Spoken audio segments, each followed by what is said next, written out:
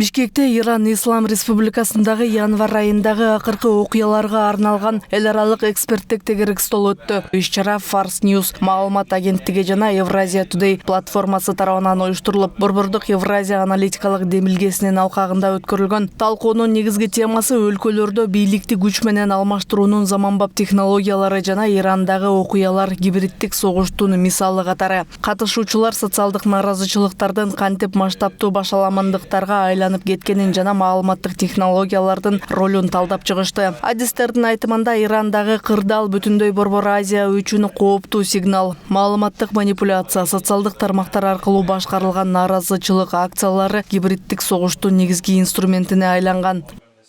Региональные риски и противодействия. Какие именно угрозы сценарии несут для стран Центральной Евразии? Какие механизмы защиты и профилактики возможны?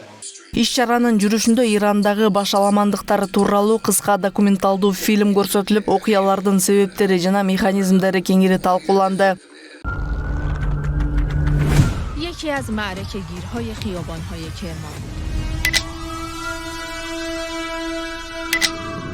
در روزهایی که Серепчилердин айтымында ушундай эле сценарийлер мурда башка өлкөлөрдө да колдонулган. Мындай технологиялар Борбор Азия, Россия, Кытай жана жакынкы чыгыш үчүн олуттуу коркунучтарды жаратарын белгилешти. Ошондой эле регионалдык коопсуздукту чыңдоо жана маалыматтык мейкиндикти коргоо боюнча биргелешкен механизмдерди иштеп чыгуу зарылдыгы айтылды. Говоря о событиях в Иране, нужно подумать о судьбе Центральной Азии. Иран является ключевой точкой напряжения в нашем регионе.